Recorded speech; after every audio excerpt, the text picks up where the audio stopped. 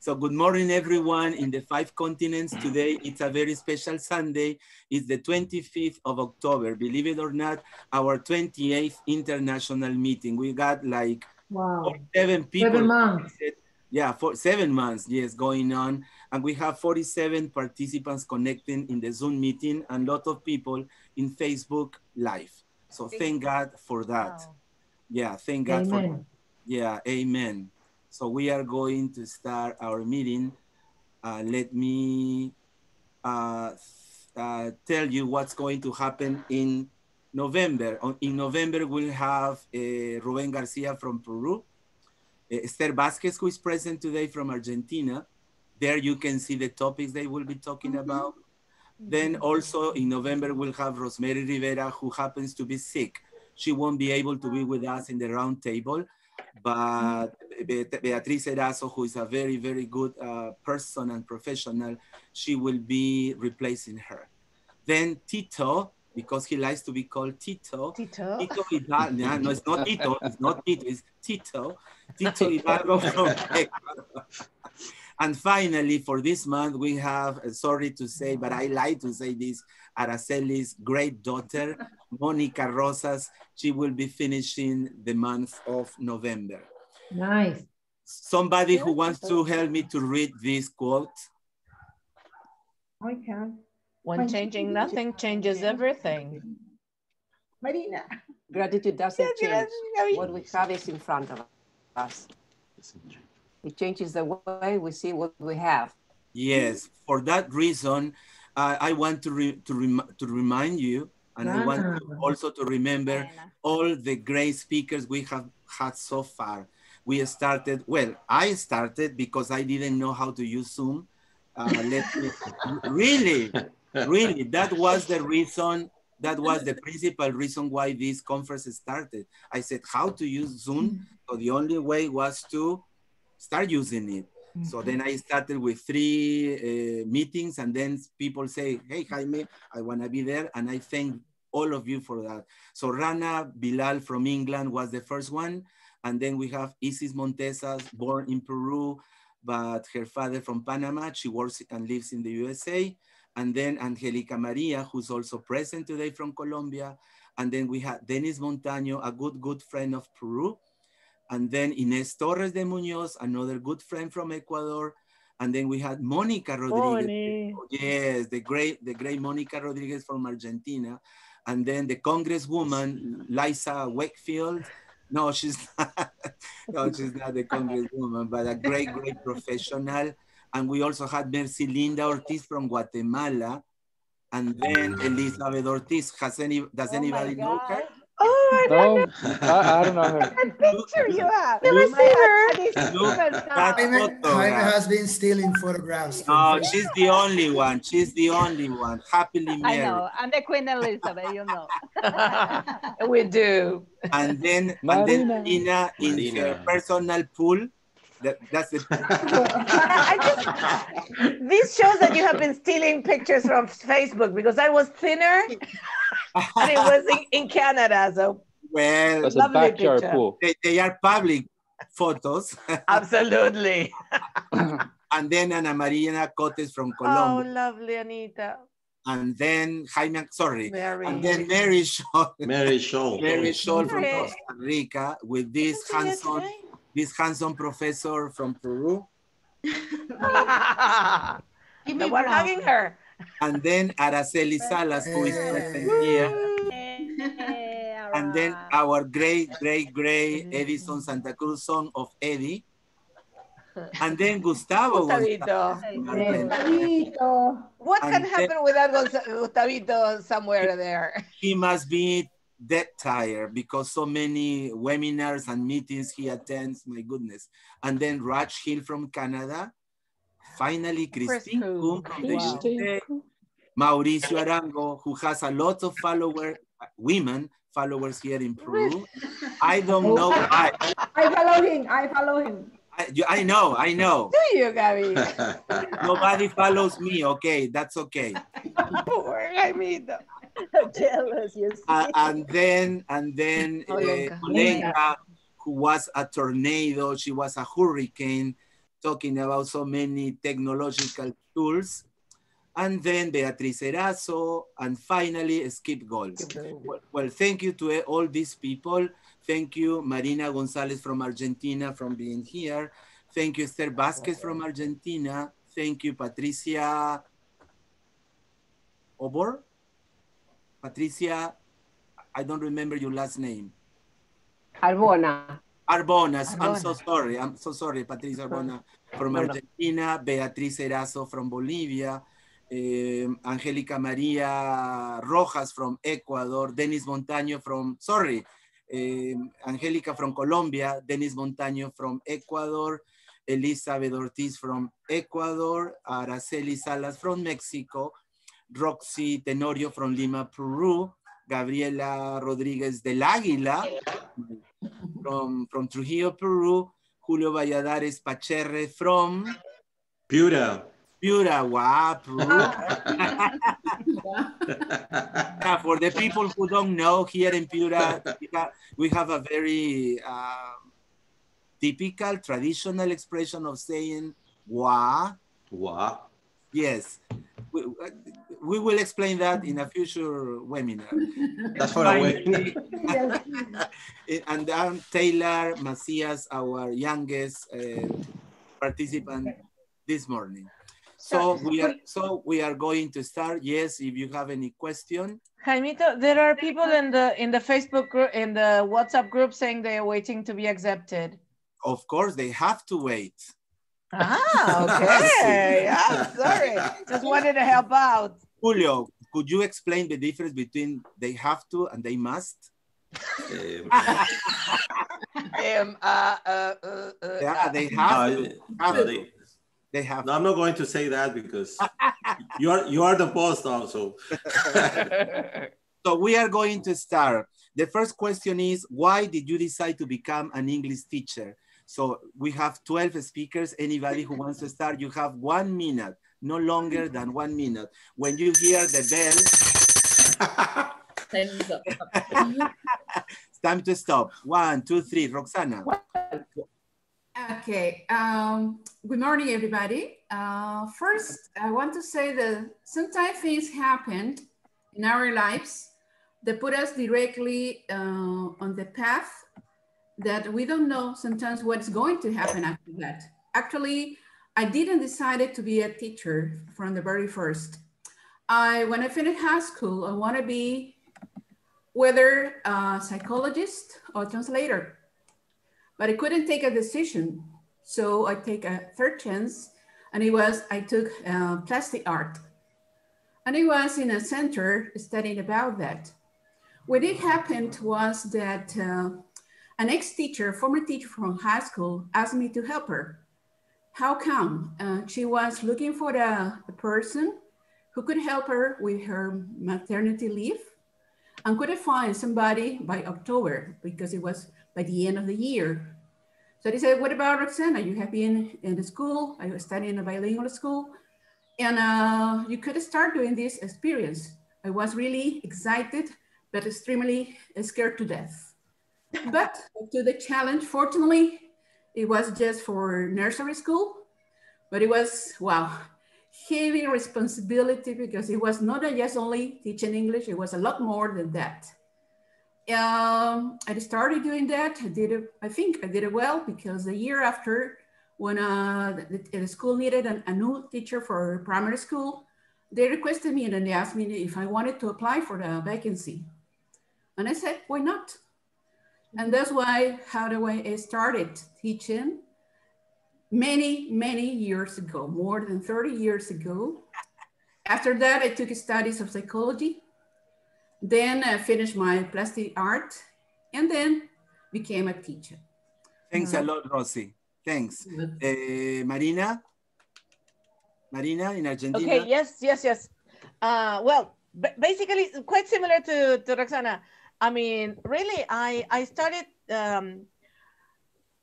it's the only job I ever had. I've never done anything but teach. All right. And then everything that I have done has been related to education, right? But basically, when I finished high school, typical thing in Argentina, there was one of the many economic crises, and I had to start helping at home. And I started teaching in the local center near home, where just helping students with their exams, etc. And then I started the following year. I started my translation courses. College, and just kept on working as I was studying. And even though truly I decided to be a translator because I was afraid of being a teacher, because I was part of one of the most important schools in Argentina in general, which is Lenguas Vivas, which is secondary and primary, secondary, and tertiary level. And I was afraid of the methods teachers there. So I didn't want it. I was afraid of them. So I decided to take the other path instead of the first one. Anyway, truly what I wanted to be was a nuclear physicist. And I panicked when I went to university, and I went back to the Lenguas Vivas, and I studied to be a translator. And then I started to be a teacher. And then I became a licenciada en enseñanza del inglés. And well, you know that story. It's like over 30 years, you can do a lot of things. Yeah. But basically, this is the only job I've ever had. It's the only thing that I know how to do. And to me, it's also ideological. I mean, to me, it's political practice. Thank you very much, Marina. Dennys in Ecuador. Amina. Thank you, Jaime. Well, yes, similar to Roxana and Marina. In my case, I would love to say, like, I started to study to become a teacher. I didn't. Okay, my studies were in business administration, and I did work as a manager in other companies, assistant manager in other institutions. But my first, not my first, but my third job was being a teacher, and it actually happened because I needed to study. I studied at the Spalding University economy, and it was the only career or the only work that gave me time to go to the university. I'm not going to extend this a lot. I loved what I began doing, because I began first working in an institution near my house. So I worked there just for a year, and then I went to a bigger institution, one of the most known ones in San Borondón, near Guayaquil, and I worked at preschool. So I loved, but I was the only man working at preschool, and I worked with kindergarten, 4-year-old kids. And I think that was the time in which I loved teaching English. And then I began studying education and English teaching. I got my first master's degree, and then I got my second one. And now I'm doing my PhD in that lovely Argentinian land of Rosario. Very good. Thank you, Dennys. Next, Esther from Argentina. Okay. Well, in my case, my decision was gradual too, I would say. I wanted to become a lawyer. That's what I thought I was going to study, let's say, to study law. While I was at school, I loved one of my teachers, and I really felt that was what I wanted to do. She was a lawyer, and I liked what she taught us and what I learned through her. But then, by then, when I finished secondary school, I had studied English for very many years then. And so I said, no, I want to become a bit more proficient in English. So I started at the teacher training college. And then I started realizing that I loved that I loved teaching, that teaching was my passion. So I started, my first job was as a teacher, as some of you have already said, and I've never stopped since I started back 30 years ago, approximately too. So I'm really profoundly and deeply thankful for the profession that chose me, I would say somehow first. Yeah. Thank you very much, Esther. Beatriz in Bolivia. I think I share the same experience as everybody else. I began my professional career as a veterinarian, and just because I spoke English, somebody asked me to teach English, and I just fell in love with the profession. I just fell in love with teaching. And one thing that I have to say is that when I was a veterinarian, I had lots of more free time. I could have vacations and I have more money. And as a teacher, I don't have that much free time. I just read the other day, you know, you are a teacher when you have worked the whole day, you go to bed and you stay awake thinking what you're going to be doing the next day, and you're planning your lessons and you're thinking of your students. And I don't have that much money, but I am the happiest person in the planet, because as one of you said, this profession made me fall in love with the students and with the practice. So here I am. Thank you, Beatriz. Teilhard in Brazil. Well, actually, I come from a long tradition of teachers in my family. Lots of uncles and aunts are teachers, and I grew up seeing them teaching, you know. So I studied to be a teacher, but I studied to be a Spanish teacher, not English. And actually, if I have someone to blame for being an English teacher, that person is Julio Valladares. Yes,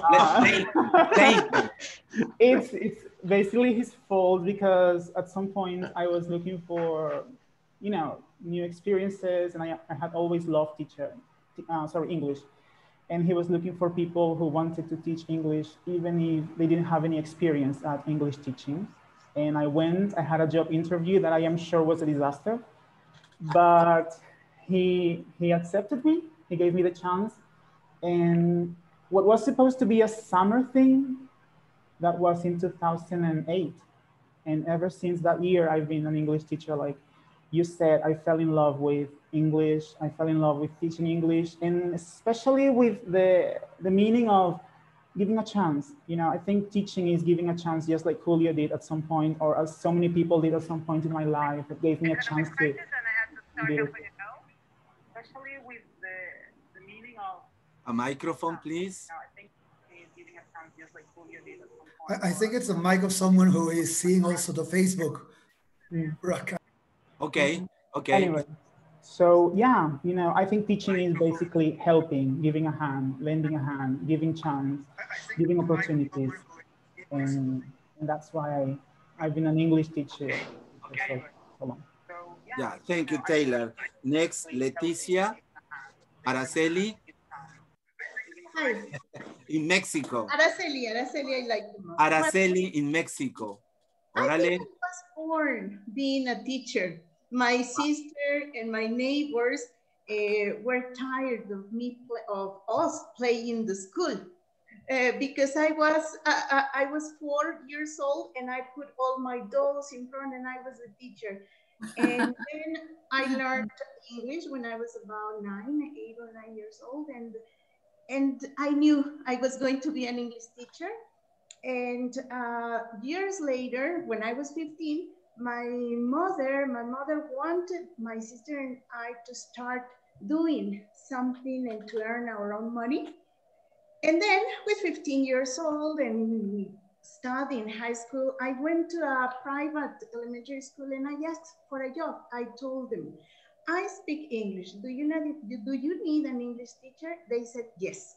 So I've been a teacher since I was 15 years old, and then I don't know any other life. Just the classroom, the universities. Now I am teaching in a public university in Mexico, but that has been my life. I liked what is his name? Taylor? The name Teilhard. Teilhard has said, I love the idea of giving students opportunities, but also it means to have hope. I mean that having hope for the future, for a better world, for a better country is what makes us go and give what we have. Thank you, Araceli. I've been a teacher all my life. I don't know anything else. I don't know how to do anything else. Okay. Gabriella Rodriguez in Trujillo, Peru. Hello, everybody. Well, I remember I wanted to be a teacher since I was a child, and during the breaks at the primary school, I sit my classmates around me, and I was a teacher. But for reasons that know, I became a computer technician in informatics. So I work in Coca-Cola company for 8 years as a system analyst and programmer. But I realized that it wasn't for me because I was with computers. Okay, my friends, everything was computers. So I decided to move again back to teaching, and I continued that for 20 years. I'm so happy. I think my students touch my life. They teach me so much more than I can teach them. And I'm really, really happy what I'm doing. And now, since this is my 4th year that I'm fully doing like teacher training, and I think both are my passions. Thank you. Thank you, Gabriela. Thank you, Gabriela. Patricia in Argentina. Well, I come from a family of teachers, so teaching is in my genes. During my childhood, my favorite pastime was playing school with my friends. And when I was at school, I loved learning new languages, and the idea of teaching students a new language really fascinated me. When it came the time to choose a career, I already knew what I wanted to be. That's why I have become a teacher. And I think that it has been an extraordinary decision because we are change makers in our society, because we help our students to become active and productive members of society. So I think that in a way, we are transforming the world into a better place to live for everybody. We agree with you 100%, Patricia. Thanks a lot. Julio in Peru. Hi, like the first stories, I was studying engineering, and then I was invited to spend two months in UK by my aunt and my uncle, but I stayed 2 years. So when I came back, my father cut my university allowance, so I had to start working. So I looked for work, I knew English, and I started working as a teacher in the, what we call here Británico, which is like binational Peruvian British. And ever from the very first class, I really fell in love with this profession. So that's why I took on my bachelor's degree in education, and also I have a master's in TEFL. And here I am learning from you. And I know that I am a believer that we can change lives when we are teaching, definitely. Even we change our own life. So that's a great step in life. That's it. Yeah. Less than a minute, Jaime, less than a minute. Yes, I was checking. So I will take the 10 more seconds. Yeah, and we don't only change lives, but students and people change our lives. Yeah, that's true. It's true. Yeah, Angélica in Colombia, she could finally got in contact, Angélica. Hello, good morning. Good morning, everybody. I'm so sorry. Don't worry. I'm so sorry. I have to disconnect my camera because it seems like the connection is very weak today. Yeah, that's okay. I'm very pleased to be here with you guys. Thank you. I'm sorry. Can you please tell me what the question is? Yeah, tell me how you started. Why did you decide to become an English teacher? Oh, well, I didn't really decide to become an English teacher. I think that teaching decided to be with me. That was a different thing, because I wanted to be a psychologist at the beginning. But then I said, okay, I couldn't do it. But I said, okay, what is something I really like? And I really loved languages. And when I started doing my practice, when I was at the university, I discovered that this was my passion. So I started working on that as when I was very, very young. That was like 20 something years ago. And finally, I just found that I love what I do. And as the other teachers have mentioned, we change lives and we can impact a lot on people's lives, especially on these young people who really need it. So that's how it started. Thank you, Angélica. And finally, the last one, but not the least, Elizabeth Ortiz, ex-president of Equatisol. Hi, everyone. Good morning. It's very funny because I come from a family of English teachers, but it didn't excite me at all. So And I remember that when I was a teenager, I was very upset with my mom, and we was in the middle of mother and daughter thing. And then I shouted at her and told her I would never, ever, and ever be a teacher. So, and I remember clearly that experience because I wasn't in love of teaching, but I was in love of English. And I tried to connect my professional life to English. So I got my minor in tourism because tourism is another thing that I love, and English was in there. And then I worked for so many years in a binational center, and I love it because English was in there. So then I started my undergraduate program in the School of Languages in Guayaquil because English was in there. It took some time for me to connect that and accept that I was being trained to become an English teacher. So, and even that, after that, I almost finished in my undergraduate, and I was kind of fighting, and you know, that's that internal fight, that the connection between English and teaching. And and once I accepted and embraced it, I couldn't let it go. So I had my experience with kindergarten, primary, secondary, higher education, teaching ELT, but my real passion is teacher training. And share with my students. In fact, my master program students are in here in this session, and I wanted to know you and to let them know that they are an important part of this wonderful ELT community, that we are not changing lives in our local, in the small communities, but we have a huge impact and influence human beings wherever we go. As educators, we are aware of that. And once we love, if we love and if we are passionate about our profession, we could achieve wonderful things.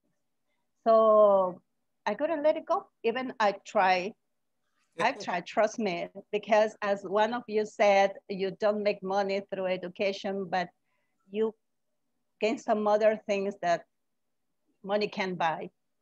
That's true.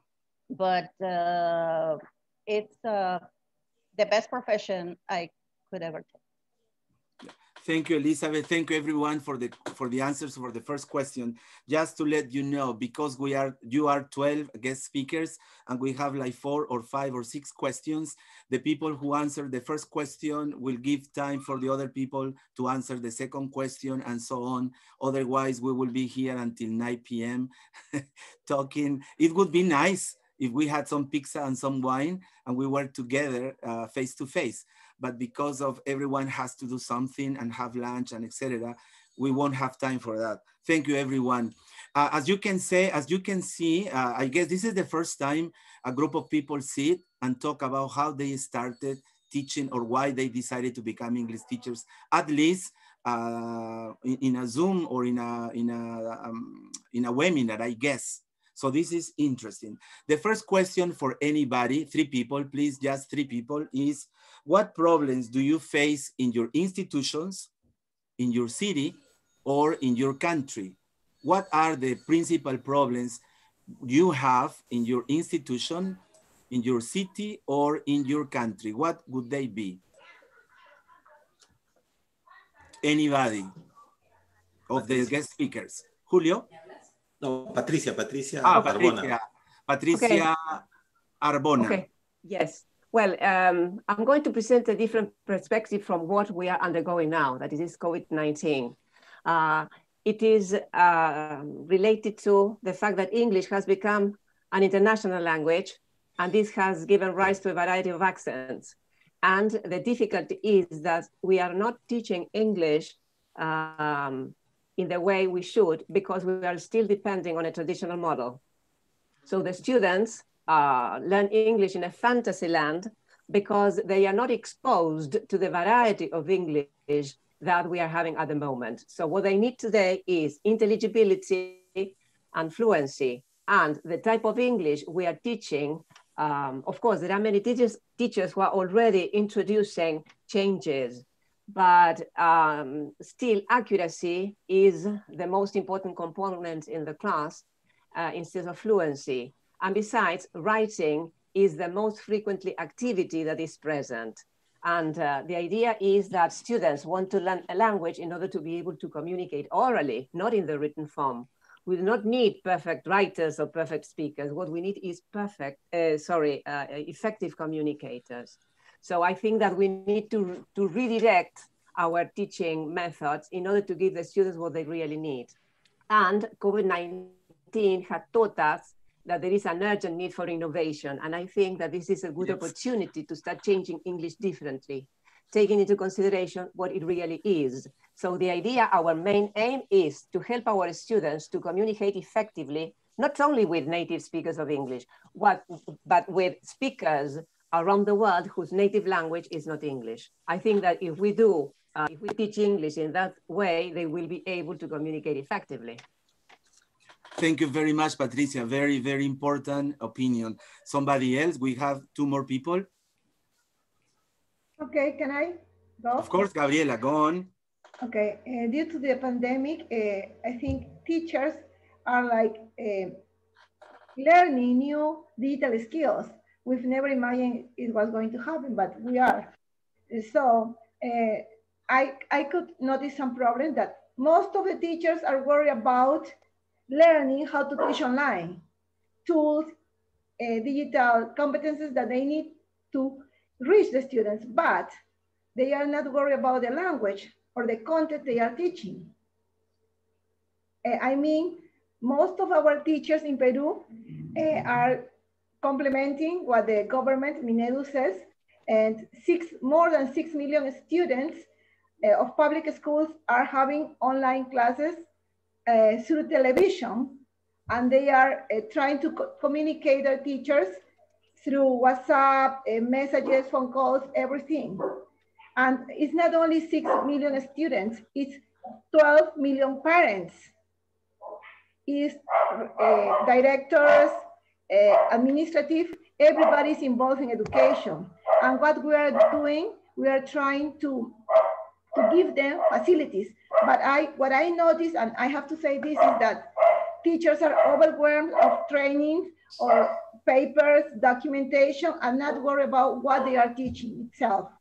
Okay, so I think that what we need to worry about now is to give emotional support to teachers, to complement and whole education, something integral for our students, and we need to be very, very patient about technological and prioritize what do we need. We need to use a lot of internet tools, or we need to get our students teaching what they need. Okay, that is the problem that I can say. Thank you very much, Gabriela. We got time for somebody else, one more teacher who would like to express his or her ideas. Dennys Montaño in Ecuador. Yes, thank you, Jaime. I totally agree with Gabriela and Patricia. So I'm not gonna go and repeat what they already said, because I think they touch different components.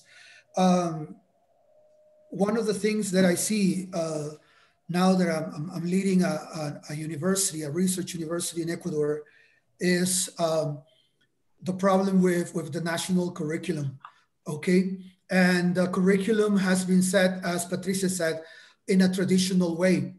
And these ends up being or giving what Gabriela has said, teachers being worried about planning.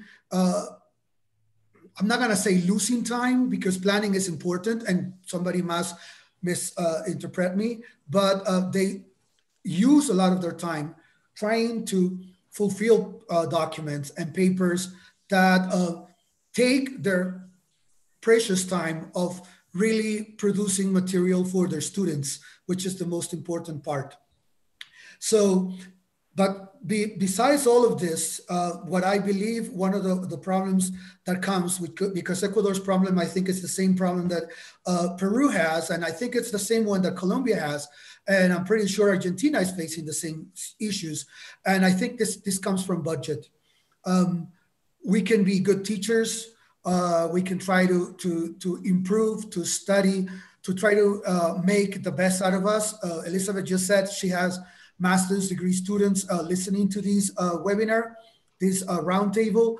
And so we spend money on this. We invest money because we like what we do. We want to be better for our students. But then when the government comes and takes $100 million out of the university budget for who knows what, then education is not the first or the main goal on their schedules, on their agenda. So there we have a huge problem. Okay, we have a problem of politicians leading countries, promising education, promising health, but then in the moment that they are there, they take that money out of it and they even reduce what the previous government did. So I think it's really hard. I cannot say that we do have huge problems in our university because we really don't. The problems that we have are caused by government decisions. Okay, reduction of salaries that were done to everyone, not just to our university. So I do believe that it has happened also in primary school, in high school in this country. There's a whole bunch of great teachers. We created a series of 16 webinars. We have trained or helped around 2,200 teachers in these 16 webinars that began back in September. And these people they want to know more. They want to have to improve their teaching abilities, their teaching skills. But then we have this other situation. We have people outside our classes or institutions trying to reduce that speed in which we're trying to get and make our students better. So I do believe that we can create a community. We can try to be better. We can, this idea that Jaime had, it's amazing. There's people from all over the world here. But when we have these leaders that don't think education is important because they don't want people to be educated, then, we're there fighting, we're there working, we're trying to make our best. But unfortunately, it's not at the speed that we want or at the pace that we want because they are continuously trying to stop us. And I think that's at least that's what I see. And we have been talking about this the last days with some other friends, and we feel very sorry for what have happened. Thank you very much, Dennys. I would like to invite one of the 58 participants who is present in this Zoom meeting today. Maybe he or she wants to let his mind speak and let us know what he or she is thinking about problems in his or her country. Okay. One who is not a guest speaker. Edison? Edison? Of course, yeah. Edison in Ecuador. Okay, thank you for this opportunity. What I think, and I just wrote in the chat box, is that in Ecuador, English has always been considered a second-class subject. And that's what we have seen. I have 30 years of experience, 32 actually, years of experience teaching from primary to college. And I've seen those things happen, okay? A student can fail in math for half a point, but he can pass even if he needs 5 points to get the average, to get there. The grade they needed. And because it's Inglés no más es, it's just English, so English doesn't matter. We have had this kind of government for 14 years, this siglo XXI thing, and they even took English from the curriculum some years ago because they wanted, they said they didn't want to have the language of the empire in our schooling system. So, although some people may say that that is not true, and they are. That's what they think, but I do consider, because I've taught in private and public schools and universities, that is really what is happening. We are very unlucky with these governments. We are very unlucky with this view of people of English, about English. And so there is, the only thing we can do is we as teachers make our profession more valuable by being better prepared. Yeah, thank you, Edison. So very interesting ideas of everyone, innovation, better communication, emotional support for teachers, material for students, improve the budget, and what just Edison said, better politics of the government. Okay, the second question is for the other guest speakers. The second question is, what can you do, what can we do as a community to change or modify this reality, these problems we are facing in our institutions, cities, and countries?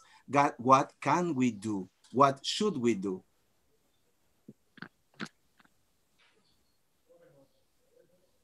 Okay, if I can speak.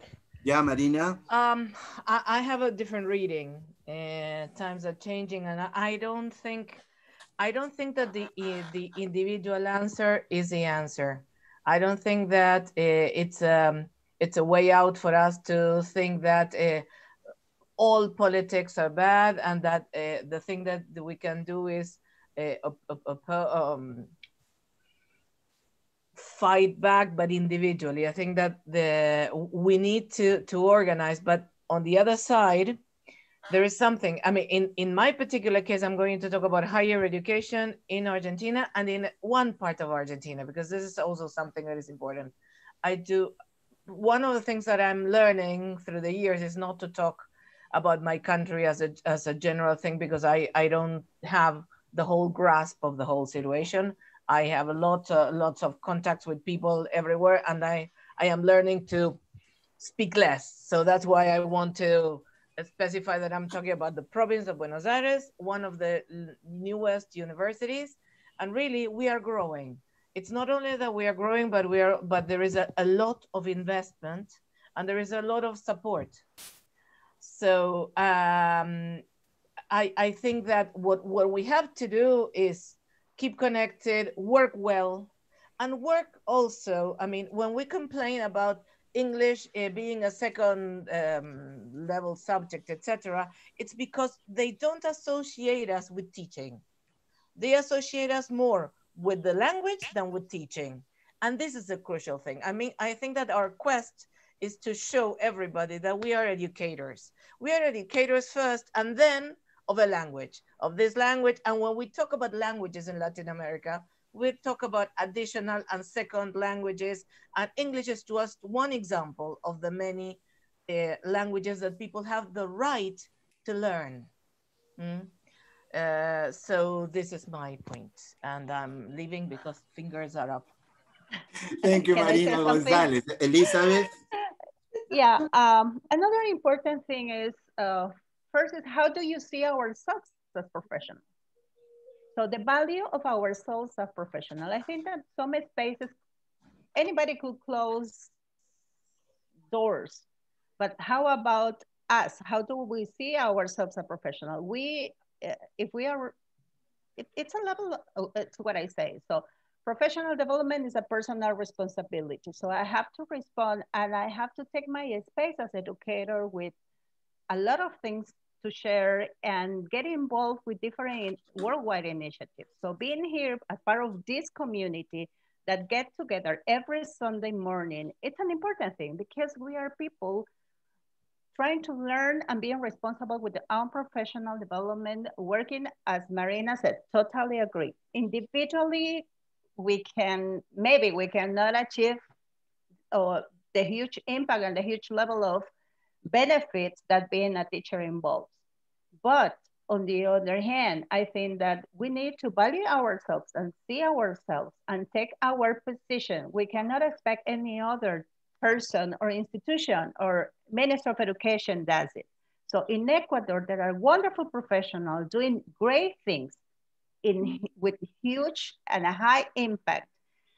We belong to a wonderful Latin American community. We belong to international communities. And just knowing that we are contributing to our community of English teachers from the classroom as whatever we teach or whoever is our audience, I think that it's another side or another way to see the glass full instead of being empty. So I would say that in the along the years, people have been complainers, and I read even social media with professional groups, they are still complaining, and they have been complaining for the last 20 years, for the last 15 years, but complaining and without actions. So we will have complainers for the rest of our lives. I think that we have to do our part as well. Thank you. Yeah, thank you, Elizabeth. And to finally for this question, Araceli Salas from Mexico.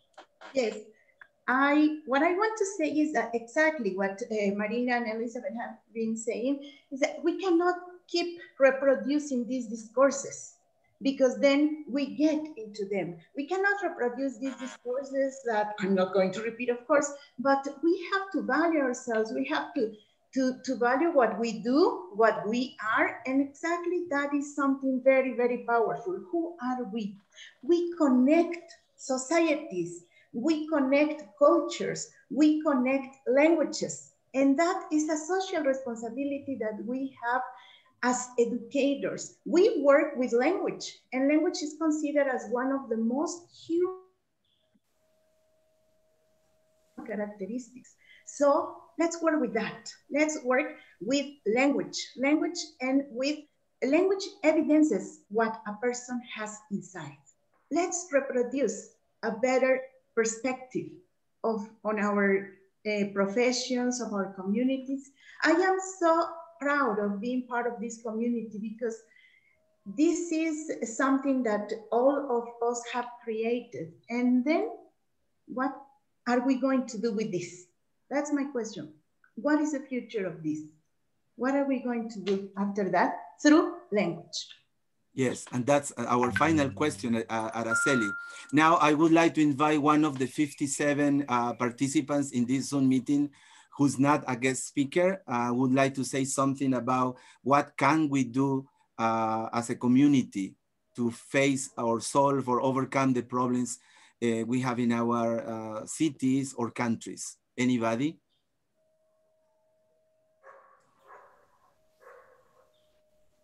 If not, we will go on with the next question. Should I? Who? Emily? Hello, Emily in Mexico. Julio, do you remember Emily? No, Emily, sorry. Remember. She was studying at the education school. She was studying licenciatura en lengua inglesa. Wow. And then she finished her studies in Mexico and married there. Yes. So in my case, in my opinion, we can work together and make some projects, something real, something possible, and work in a way that we can get this possible, maybe with the help of the government, or maybe looking for resources in internet, maybe like project that can help with people around the world in crowdfunding in pages like that. And for me, this is something that is possible and real, and maybe we can have a real impact in the community.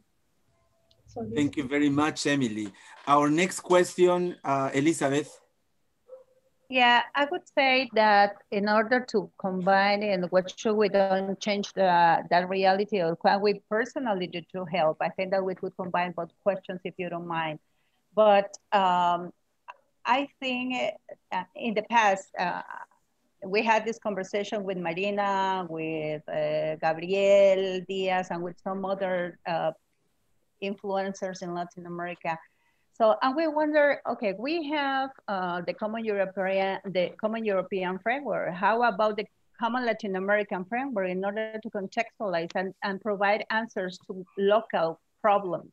So I think that the next step is taking actions and also support the idea of helping or transforming or modifying or changing the way we implement teacher education in our countries. Yeah, That is another. Yeah, that's Elizabeth, exactly the answer for the next question, Elizabeth. The next question for our next 6 guest speakers is, what should we do after the pandemic is over? What about Zoom, Google Meets, and etc.?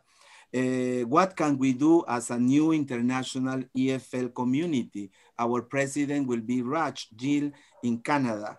What can we do to improve the teaching process, the learning process, and the assessing process? Exactly what you were talking about, Elizabeth. Yes, Beatriz in Bolivia.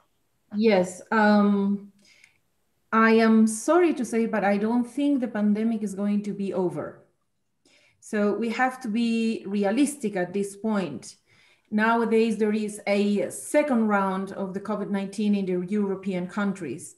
And already the United States, you know, they have been mentioning that they have new cases again. So this is, the Latin American countries are not going to be away from that. What we have to do is to accept this new reality. We have already been adapting our teaching style. We have been already helping our students to adapt themselves to this new reality because it's not easy. And I've been listening to my students saying, oh, I want this thing to get over because I would like to go back to what it was before. And I was the one who gave them the horrible news. This is not going to be the way it was before. So I would like to say that, like, with this initiative and what we are doing individually, helping who we can help. Maybe we're just helping 1 or 2 English teachers, or maybe we are helping 100 English teachers. Maybe we are helping teachers that work in the city. We can do something to help those teachers that work in the countryside, in which many places, at least in my country, I know it is a reality in many other countries, there's no electricity. So how come they have access to television? And if there's television, they don't know what is a smartphone or internet connection. And the communication is by radio. And I had the opportunity to live in several places like those in my country. So the first thing is to accept that this is no going back. So we have to continue what we have been doing, and we have to train ourselves to accept this new reality and just to continue improving. And we have to support each other. But something that I'm very proud of is that we English teachers, we always take the lead to go one step ahead. We are always thinking in a broadened way. And we are always thinking about what we are going to do next, because while other professors and teachers, and I respect all the professions, but they are a little bit behind us. So we can be the role models for everybody. And I think it is our obligation to remind everybody else that we have to move on. We cannot go back. Probably, I don't know, at least in Bolivia, we are going to finish the year teaching online. And most likely next year, we are going to continue teaching online. Probably there's not going to be any changes. Maybe some subjects at the schools and universities, they are going to combine and start teaching blended learning. Maybe, because I'm thinking of those who studied, I don't know, to be lab technicians, biopharmacists. They need to work on laboratories and they will be forced to go back to laboratories. But teachers like us, we are going to continue being in front of the computer. And we are going to continue doing the great job that we do, because as you said, we change lives. Our students change our lives for better, and it's our obligation to do the same for them and for the society. Thank you, Beatriz. Esther Vásquez in Argentina, please. Yes, I was just listening attentively to Beatriz. I hope we can have a blended thing, what you said towards the end of your answer. Here in Argentina, at least in some provinces and in the city of Buenos Aires, there are some attempts. I think they are not working very well, but they are trying to see if they can gradually go back to the classroom itself, the physical classroom, right? And I hope, expect deeply, profoundly that sooner or later we will have to be back and be with others, because it's not the same to be behind a screen. We know there's not much to explain about that.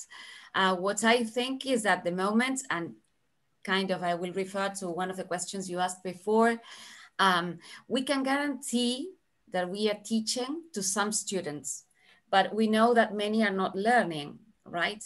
And that's the fragility of this issue. So that's why I would say that we should try to go back at least with some of them, see how we can protect ourselves as teachers, and at the same time, give the chance to those who have no access to connectivity to attend classrooms, and I don't know, to take the measures, the necessary measures, but to see that they are in the system. Because we know that without the pandemic, at least in Argentina, the records show that out of the 100% students that start primary school, only 50% finish, yes, secondary school. And out of those 50, 25% are kind of literate in the basics of reading comprehension and abstraction. So we were not very well as regards that before the pandemic. Now things are worse. I work as a teacher trainer, and I work at state-run middle schools in the province of Buenos Aires, in the outskirts. And then I work at the University of Buenos Aires. So what I see is that as regards teachers wanting to be trained, they keep on being present. They receive that because we train them through the campus, right? And they are there and they are energetic. You see that they are involved. They want to learn more. So teachers are trying to keep their training updated, but they admit that it's very difficult to reach the unreachable, let's say, right? Those students who have no connectivity, who have already kind of fallen too behind, do not want to connect again. So just to round off, what I would say is my students at middle schools, state-run middle schools in the outskirts are not really, I could say, sadly, but I have to admit they are not learning enough because they are not connected in many cases. And at university, students have an intrinsic motivation to learn. It's totally different. So they connect, they do their work, they are present in the synchronic classes. The reality is, as Marina said, we have to be very careful. We have to kind of speak about, I mean, certain contexts at certain moments, but I would say that the overall picture shows us that we should gradually go back to some kind of face-to-face teaching to guarantee that we can reach those who are not being reached because they cannot have access to any kind of connectivity. Thank you very much, Esther. And finally, for this round of answers, Roxy in Lima, Peru. Yes, thank you. Just to complement what Beatriz and Esther have said about this, I'm totally in agreement in the sense that this kind of work that we have, online work, has to continue. Whether COVID or not COVID, it has to continue. And Esther, don't worry about you hope we are going to have blended classes. Take it for granted, we are going to. It depends on us. The intrinsic motivation has to come from the teacher, from us. And if we think we can do it, we are going to make it. I work for a language center in which we think that this way and say that every student can learn.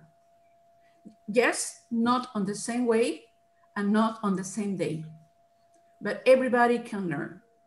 And in a way of working with this technology that we have learned, we have prepared, we are teaching, we have the advantages, for example, of having teachers from different parts of the world teaching to our students now. We have teachers that used to have just only people living in Peru teaching for our students. Now we have teachers living in Brazil, living in Italy, living in the United States, who are teaching our current students in our language center. There's a great advantage. We have students who travel abroad and were not our students for a while. Now we recuperate those students because they're business people who are in Germany, who are in Brazil, and they're back to our classes. So those are the positive things that we have now. Other thing is that the technology has to be considered as a friend, as a tool. It's not just because we learned this for this period of time and that's it. Get to know that teenagers love technology. They live in the technology times. When I used to work in a school some years ago, we didn't make our students to put the cell phones away. We didn't make their students to not to use the cell phones. We use the cell phones in our class and for the classes. So it's not to go against the system, it's to be part of the system and to take the best of that. We have to be convinced of something. We have to be sure something is going to work. It's not COVID. COVID brought us to this situation. Definitely, life is not going to be before March 2020. It's going to be different. So we have a new reality. We have to accept it. We have to know that that's what we have now and what we are going to do with that reality. It's not just criticizing per se. It's, okay, we have problems, we have difficulty, we have different situations. What can I do with that? What can I get the best of this? If each one of us, we are 57. Thanks to COVID, one of the beautiful things we have from COVID is that Hamid created this group. Now we are all together. I won't like, definitely, I wouldn't like COVID finish and this group finish and this system finish. No, Jaime, I won't allow that to happen. Definitely not. I want it to continue and to be a larger family, a larger community. We are 55 people, 57 people, whatever, the number doesn't mean. Each one in a different corner. And we can do a lot of things from these corners. We have to work, we have to move, we have to start in action. It's not a problem of the system. It's not a problem of the government. It's my problem. What can I do for my corner? What can I do to make things better? Every student is learning different ways, different speed, but everybody's learning. And a blended teaching would be ideal. Why not 3 days, 4 days online, 1 day face-to-face? Because we are humans and we need this feeling of socializing, but I'm sure this is working. We have to, for example, soon as we finish this, I'm going to go to another Zoom session and I'm going to be training some teachers of my group. And it's our Saturday. I wouldn't do it if we were in a normal day, but now we have Zoom, we have this connection, we have checked a lot of things before, and we have this way to help each other, sharing, learning, giving, receiving, being open to changes. We have to do it, guys, we have to. So I want you to give a very big clap to Jaime. Please don't stop this whenever COVID finish. We need to continue together. Thank you very much. Thank you, Roxy. Thank you. The class is over. Goodbye. See you tomorrow. Very important ideas. I was thinking, Roxana, so many things we can do. I've been taking notes, then I stopped writing because, please. Yeah, it's keep connected, work together, not individually. We are educators, develop professionally, stop complaining, work with languages, get used to online teaching. Now we will have blended classes, protect ourselves, support students, help students, and something that I always, and I'm sure that you always pay attention all the time. Teaching is not learning. Yes, that's true. That is happening in our country too. Teachers are teaching on television, on the radio, on internet, but students are not learning. And the worst is they will pass and they will be promoted, that's what you say, in English to study the next year. Okay, the last two questions before everybody starts talking about whatever topic you want. Two questions for the people, for the guest speakers who haven't spoken yet. Two questions. It is true that when we use the books from England or from the United States, our reality is not included there, right? The traditions, everything that has to do with our countries. What to do about that? And what do you advise new English teachers to do, or everyone, so we can go on developing professionally? So what to do with the textbooks and the exams and everything else that comes from other countries, of course, And what do you advise the new or the teachers like me? Julio always, I remember when he was my boss, he used to say, how long have you been teaching? Over 30 years. And how long have you been repeating the same thing that you started using the first or second or the third year? And I said, many times, many years. So you don't have 30 years of experience. You just have been repeating the same thing. So it's tough, it's hard, Roxana, but it's true. So the guest speakers who haven't given their answers yet, what to do with the textbooks and the exams, and what do you advise new and old dragons like me? Julio. Oh. Speaking of old dragons. Yes. I think I will go back to what Marina said about becoming better professionals. At least in Peru, the idea is that most of us are seen as instructors. So that's the big problem. We're not given the same look when we're teaching at the schools and even at university. If we become professionals, and I'm not only talking about teaching strategies or teaching skills, and as you said too, Jaime, we should see teaching and learning as one system, one process. It's a two-way process. Now, we've been talking here, teaching, yes, I teach, we teach, yeah. But what about the learners? Yes, I was posting my LinkedIn motivation. How can you motivate a student? How do you know he or she is motivated? Just because you're motivated, they are going to be motivated? That's the thing, yes? Children, kids, youngsters, they need that social contact. When they finish the class, they need to go stand up and talk, that human touch. How can you create that human touch? So those are things that we should think about. And related to that question, we should first leave our comfort zone. Because it's very nice to be sitting here. We are at university level. We teach at some language schools. Great. No, let's go out. As Patricia, they say, okay, let's go out to the jungle. Let's go out to the mountains and see what our reality is like there.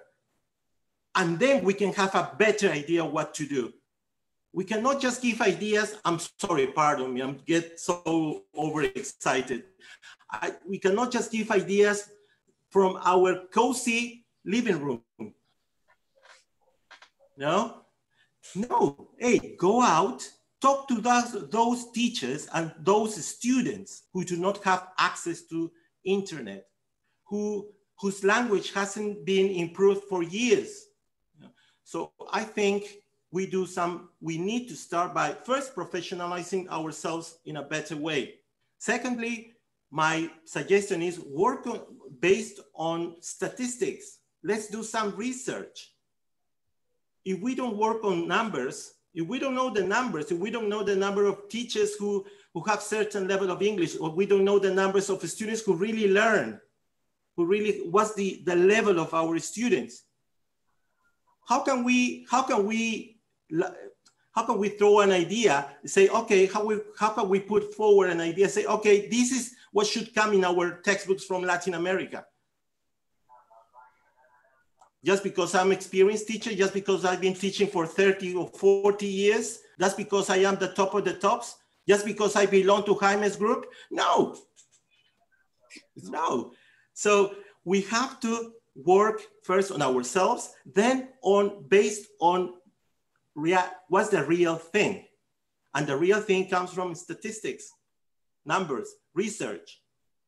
And that's why we are imposed ideas from all the research that can come from research studies carried out in China, in Asia, now in countries near Russia. And we're imposed those systems in the textbooks. There are different cultures, as you said, different cultures, different ways of thinking. But we're imposed those thoughts. And we have to adapt, obviously. Yes, so I think we should start by leaving our comfort zone, by working on research, yes, and by walking hand in hand with some statistics, which will help us a lot. That's all I have to say. Thank you. No, thank you, Julio. You reminded me when you were my boss. I know. I always tell him. I always tell Julio that I became a trainer. I didn't want to. I didn't know. I was afraid. But thank of you, Julio, because of being so clear and so transparent and so straightforward. Because that's what we need to do. Yes. I like that. Leave your comfort zone. Yes, leave it.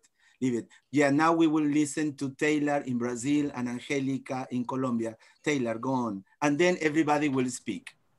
Yeah, I definitely agree with Julio, not just because he was my boss at some point, but because I think it's a combination of what Jaime and Julio said. You know, we have been teaching for so long that we get used to the way we teach, we get used to the methodology, or we think we know our methodology. And we think that because we are used to that, our students are going to learn.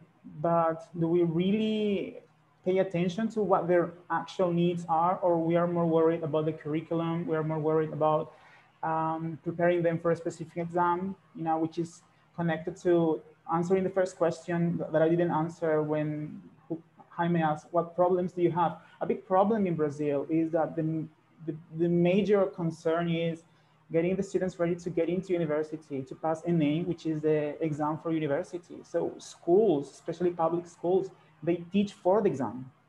They don't care about fluency. They don't care about not even writing. It's about reading comprehension for ENEM, which is the exam, in which they're gonna have endless texts with questions in Portuguese. So what's the point, you know?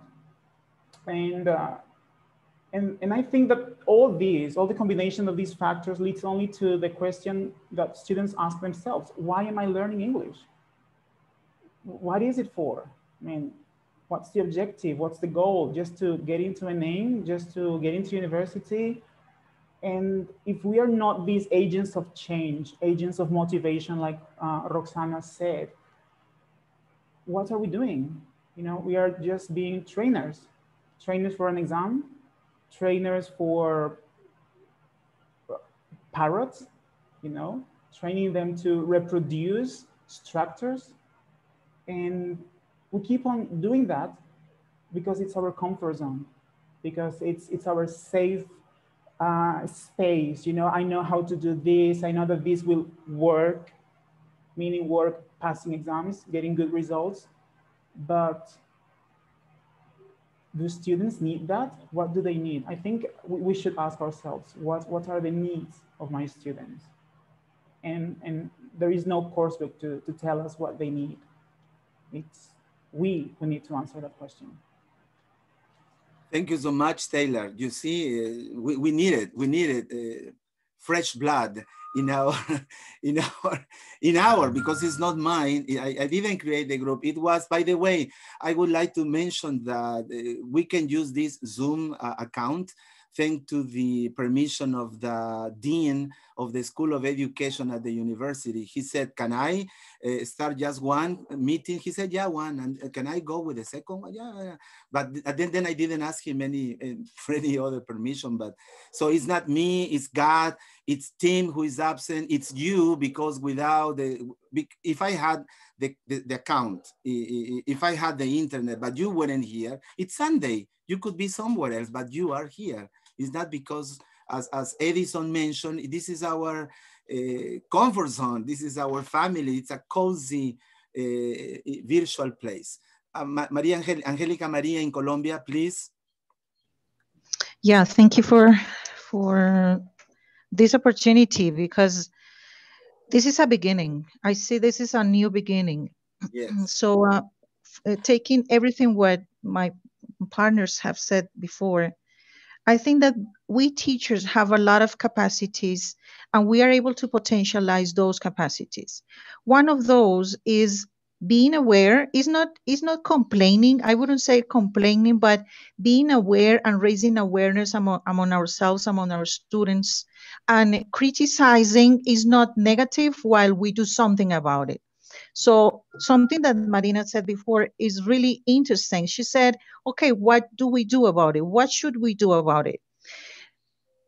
In my opinion, I agree. I really, really agree with what Julio said before. I always think in the same way. Research. If we create a committee out of these meetings, there is something more, let's say, more serious. I'm not saying that this is not serious, but more, I don't know, more in terms of policies, for example, in our universities, we need to be like more organized. So let's say we create a committee, we have a president, we have a vice president, we have a secretary, etc. One president from Argentina and the secretary from Peru, etc. We make like a committee, like a group, like an organized group of teachers who want to do something about what is going on. We, as teachers, we are easily adaptable. We know how to adapt to the realities. Something that is, that is true is that nobody, not even the best politicians, I think, knew that this was going to happen. So COVID-19 is a new reality for us, as the other teachers said.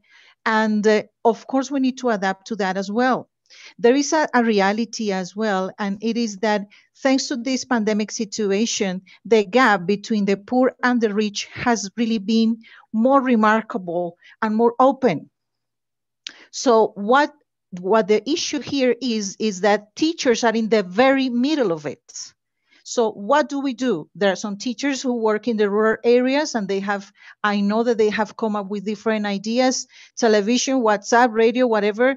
They have come with many different ideas. There are other teachers who are more lucky and have other opportunities to teach their students virtually, but there are different options that we have come up with, different ideas that we have come up with. But as Julio said before, we cannot, okay, if Jaime asks, what should we do? What could be a solution for this new situation, for these new challenges?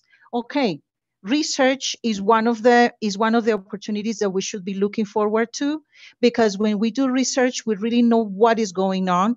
We really know the state of the art of our reality, so we know what actions to take. But as other teachers said before, let's not wait until other people like the British Council comes to us and says, okay, this is what your reality is. No, the problem that I see here is that we are not empowering ourselves to our reality, our own reality. We are not taking real action. So what Jaime and the Dean and University of Piura are doing is really important, but it's just the beginning of something really, really big. I see this as a future thing, as a very brilliant future in Latin America. So Araceli mentioned it. We are changers. We are reality changers. We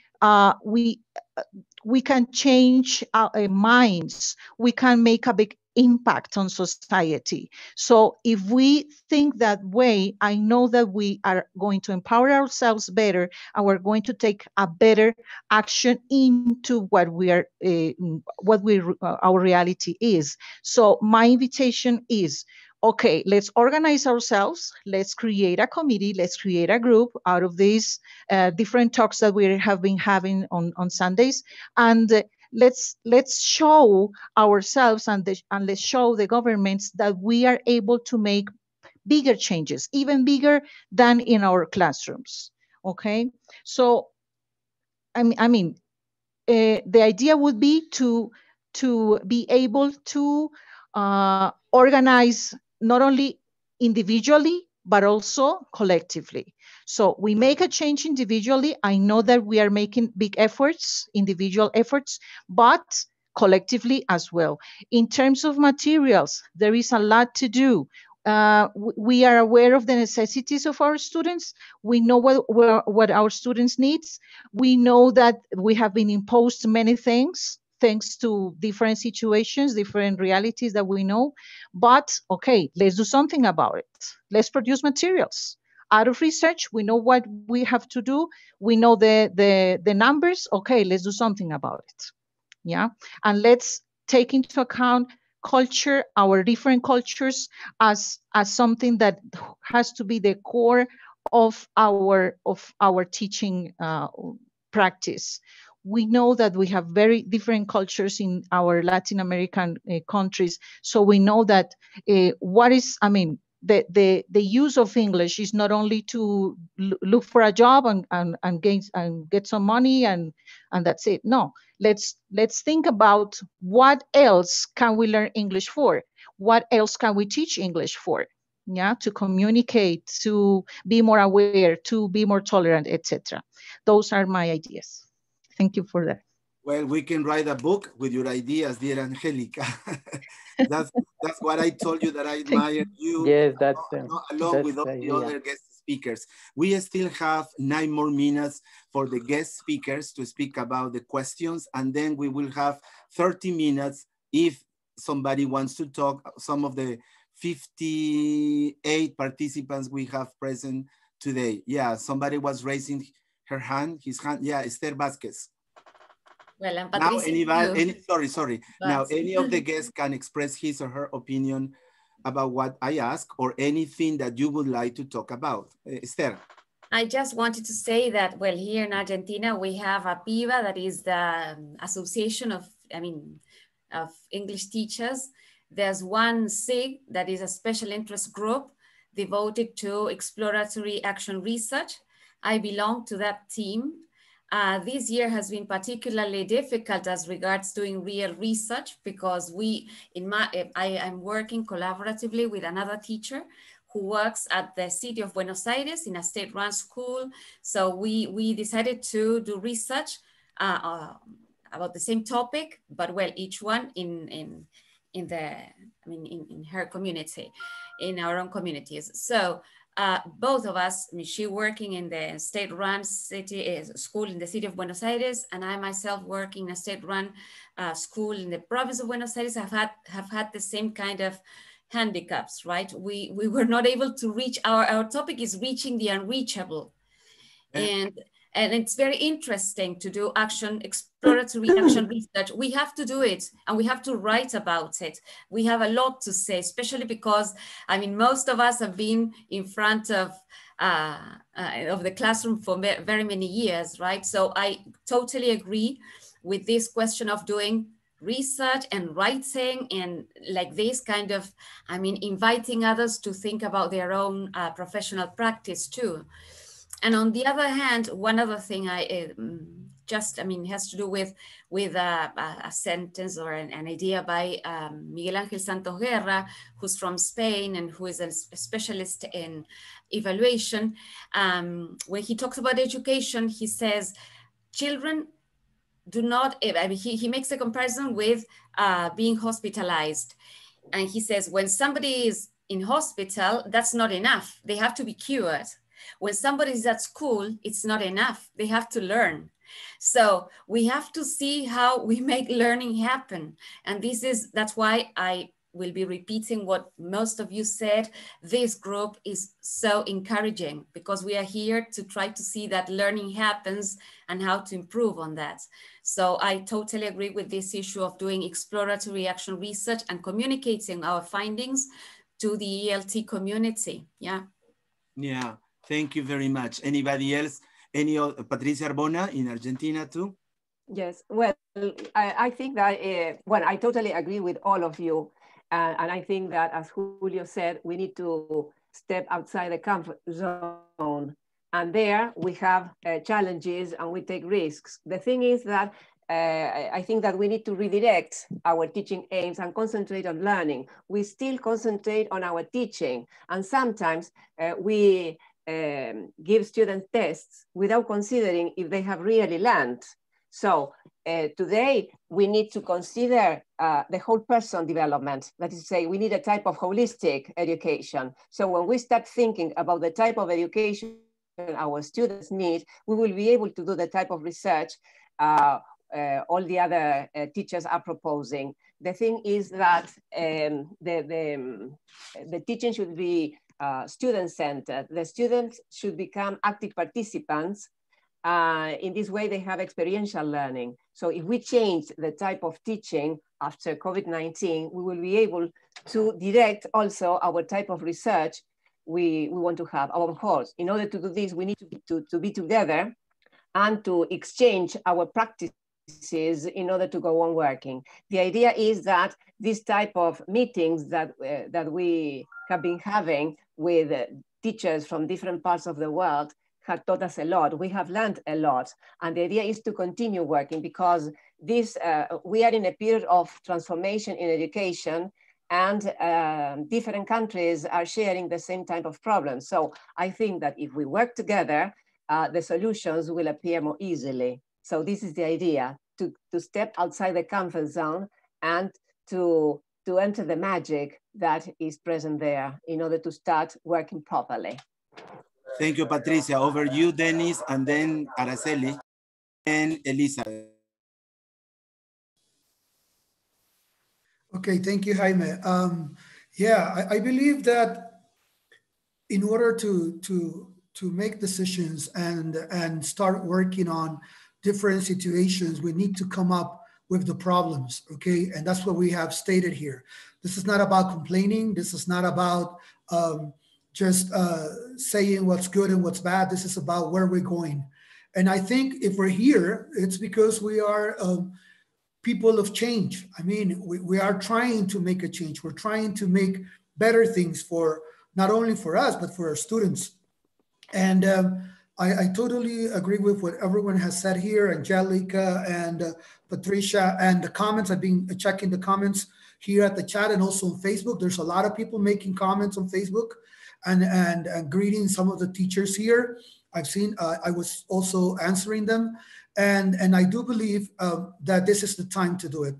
Back in December 2018, when I tried to introduce at the university that I work a blended system, some of the teachers look at me if I was talking something weird. I presented about this back in 2018 in Peru. I think Roxana was there in one of those presentations. And in those days, some people were like, you can't do that. It's like, how are we gonna use Zoom? Why do we need to have a blended system if we can still be there, you know, face to face? And some people thought that we were crazy for doing these things that other countries consider normal. And then all of a sudden, all the world is doing it. We began this program back in 2018. We had a blended system for a community that is 3 hours away from our campus. And it has worked. We are already beginning the 10th course, not blended anymore because of COVID. It's just online, but before it was blended. So I do believe, I've been doing a lot of gathering of information. If these research group actually comes, you know, we give birth to this group. I have a lot of information, statistics that I have gathered from students that come from different schools all over Ecuador. I mean, what we call leveling students or estudiantes de nivelación. That's the course they have to do before entering the university. So I have statistics on around 3,000 or 4,000 students since 2018 that I arrived to this university. So it's around 2 semesters in 2018, 2 semesters in 2019, and one now. I'm talking about 5 semesters in 3 years with information from students that how many hours of English they have had, if they were using books or not, if they were in public or private schools, et cetera, et cetera. Besides that, we did a placement test to them. So I have their initial level that they arrived to the university. And some of those students already finished our program and are B2 level students right now. So we also have the exit profile after our English program. And so I have all this information that I have been gathering, and I will be really happy to share it with some of you guys if needed, because the idea here is to make a change. I remember when Jaime contacted me the first time, and it was like the beginning of this group. There were not a lot of teachers there, and Jaime, man, you did an amazing job, and you were the one who motivated me to do the series of 16 webinars that we did. And I know. Yes. And I was jealous. You were the man. And we trained 2,200 teachers for free. I mean, we had a conference going on, and that was a paid conference in August. We didn't do it because of COVID. We moved it online, but we decided not to charge anyone because that was our contribution. I mean, this is not a matter of complaining. This is a matter of doing it. We did it. We helped 2,200 teachers. And this came from your idea, man. It actually came from there, okay? And I had 16 teachers, 14 from my staff, me and Rana, who accepted to present also there. And we had really good comments. We have given all of these teachers certificates about these webinars. And I think it's a matter of doing something, not just talking, not just leading ideas, not just, we get excited and we say, yes, we're going to do this and we're going to do that. But then what happens? Okay. Marina will be the president. That will happen in Latin America, and in Canada, it will be Raj. Now we need somebody. Yeah. Raj wants to say something. Just a minute, Dennys. Raj. Yeah. Sorry, Dennys. Yes. Raj? Thank you. I really want to appreciate something. So I've made some 5 or 6 points, and I appreciate being your honorary president from Canada. I see that what teachers are doing, I've been joining this group, you're adapting and innovating at the same time. You're making the changes as well as creating new products and new services to meet the needs of the learners. And someone mentioned about holistic learning. And I think it's important that learning take place, not just teaching take place. And you're building collaboration and partnerships, which is so easily possible now with this world of Zoom, that building of collaborations and partnerships is happening. It's not so much about a competition as it is about collaboration. So, and how to increase inclusion and participation with these diverse needs that have come up. And that's what you're attending to. I would like to request that we create places and spaces for empathy and understanding, because there are some people that are struggling with the technology. There are some people that are sort of noticing that the innovation's a little bit above my pay scale sometimes. Some of the things that you're using on the internet is just way above my comprehension. So to create some empathy and spaces and places for learning. And something that I've learned new is seeing the world through the lantern consciousness. Lantern is like when I'm looking up and seeing what is emerging rather than a laser focus about what do I need to focus on. And so the last thing I want to say is how much I have enjoyed being part of this community and have learned so much. It has opened my eyes about how we can collaborate across cultures and values. Thank you to each of you. No, thank you for your wise words, dear Raj. Thank you very much. I personally appreciate your presence because I know how much you know, how humble you are, and I've learned so much from you and Mary Scholl and Costa Rica. Thank you, dear Raj. And final comments of Araceli and Elizabeth, because I would like the people who have been listening to us to give and express their opinion, okay? Araceli and Elizabeth. Okay. Yes, I think there is so much talent here. For example, what Raj is saying is so motivating. I want to see it written. I want to read it again and again. So now what are we going to do? We can start writing articles, as I told you in my presentation. We can start writing articles because I think that aligning with Edison and with everybody, I think that now we are aware of the problems, and the problems are common. Let's do something in order to solve them. I told es que ya se dice, como Edison dijo, los problemas existen, no es que no podemos hablar de los problemas. Yeah, I told Edison, yes, it's not just complaining, it's complaining without a direction in order to solve it.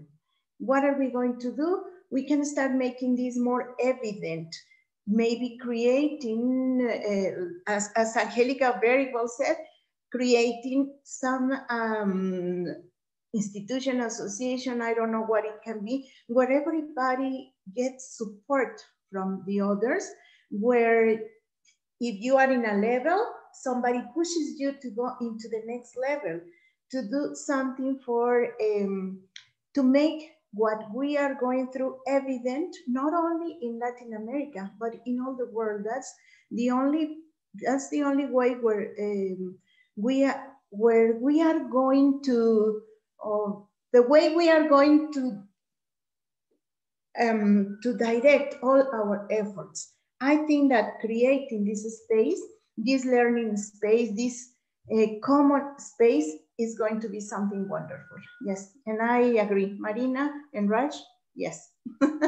Thank you so much, Araceli. Well, our first evidence is the videos that they are recorded. Exactly. That is the first evidence. The second one would be starting to write the articles. Thank you so much, Araceli. Elizabeth? Great. Well, there is a little to say. However, there are some remarks. And the first thing is that connected to the last question. So advice to non-native English speakers. So the first thing, my advice would be is just stop labeling ourselves. So we are all educators. So native speakers, non-native speakers, we are all educators. And in this globalized world, we are all educators. We are all requested to take international examination and the international examination standards. We are all educators. So that is the first thing that we need to start internalizing. So I am not a non-native English speaker. I am an educator. And the second thing, it's about the role of research in our profession, a research without impact. And I totally agree with Ara when she says that we need to start doing things visible. So ourselves and our job visible. And that is what I mentioned before with the fact that we cannot wait to others to recognize our job. So we have to take our place as part of a very important community of professionals. So conducting research with huge impact, that is one of the clues. So we have been talking for several years, and I remember those long chats on TESOL and in MEX-TESOL with Vasocopy, with IATEFL, etc., where we've been talking about strength our ELT community. And we have focused initiatives like the TESOL Latam and Central American that Garcia it's leading from Honduras. And we have this international community that is the second one. And there are different isolated communities. Some of us are in all of them, but I think that it's time to be concrete. So straight to the point. And the ones who were especially in teacher education programs. So let's start doing some changes. Let's start changing the way we train our teachers to be, our future teachers. So they have to start researching since the very beginning where they start their undergraduate program. So that encourage them to be reflective and to question themselves every single step they're doing the practice. And then let's change I'm going to take Gandhi's quote and I adapt it a little bit. So, and let's get involved and be the change you want to see in yourself and in the world. So because we as educators, we have the power to do that. So I would say that our profession is the most powerful profession in the world because we have the power to influence in other people's lives. So, and that will be hopefully my final words. Okay, thank you. Thank you so much, Elizabeth. Thank you, Patricia, Arbona in Argentina. Thank you, Gabriella in Peru. Thank you, Dennys in Ecuador. Thank you, Marina in Argentina, Elizabeth in Ecuador, Araceli in Mexico, Beatriz in Bolivia, Esther in Argentina, Roxy in Peru, Julio in Peru, Angélica in Colombia, and Teilhard in Brazil. I would like to give the chance of participating and talking. We have 20 more minutes to finish our beautiful first round in the international roundtable. So people who want to express his or her opinion, please be brief, concise. I was just checking your... Concise. Typical of an old dragon. Come on, Edison, somos Eddie. Yes. Can I say something? Of course, an old dragon never attacks another old dragon. I know, that's why. But that's what I usually do with my students. Okay. Sometimes I forget names, and that's what I say. I'm just checking. I know, Edison. I blushed. So we got 19 minutes. Please be brief, concise, and to the point. Okay, Edison, go on. Okay, yeah, it's regarding this thing about complaining. Complaining is useful. I have always played devil's advocate. Because, and that's what I always do with my students. That's what I pose difficult questions. And at home too. And at home also, that's why I am very loud. And then, so that is the idea, because although this group is fantastic, we've been using flourished language. We are brushing each other's labels, but the problems are still there. And we need to do something about it. But we have already done something. I have used some of the ideas of Mauricio. I have used the ideas of somebody else. I saw somebody using my ideas. And that's the idea. We are already changing. We are not leaving it for some other time. And that's why now I am unemployed. But what I am going to do is going to share with the group some ideas that I wrote for my book. Remember, I wrote a workbook. Because as I also wrote in the comments, the textbook is not the Bible. The textbooks usually tell us about other realities, but we have to adapt only the functions and the topic to include our realities in each one of our classes. So, and then we apply the techniques that we have been told, and plus the beautiful things that Mary, Scholl, and Raj have shared with us. This human part. And that's all we have to do to start.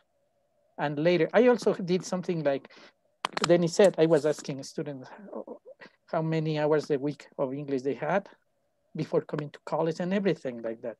And the results were astonishing and shocking many times. But that's what doing something, okay? And luckily, this research stayed at the university I used to teach, because that was part of my job and I couldn't retrieve them. But that's the way. We are already doing something. It's not that we are not doing it. So it's been 4 months or more than 4 months, coming and going, 5 months. And you see, and we've done many, many things. So it's not that we haven't done. We're already in the path. And that's good for everybody.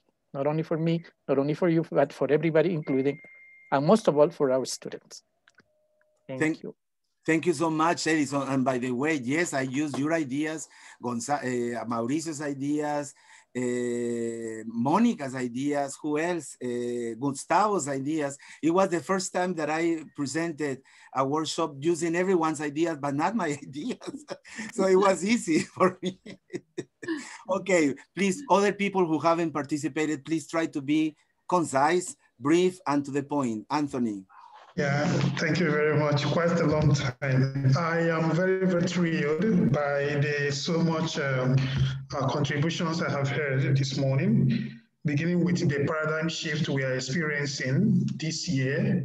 You know, I think this year is a call for all of us teachers to begin to rethink about our interest in technology. You know, many of us are not really interested in technology, but this is a time for us to begin to look at it and then to brace up ourselves, because we are going to face the issue of social relationship, building that social relationship, which the independent way of teaching and learning have brought to us this year.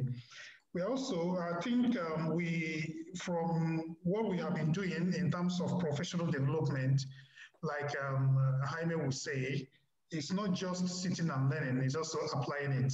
He said that he used other people's ideas. This is where collaboration becomes very important, which I see each and every one of us gaining from this meeting we do.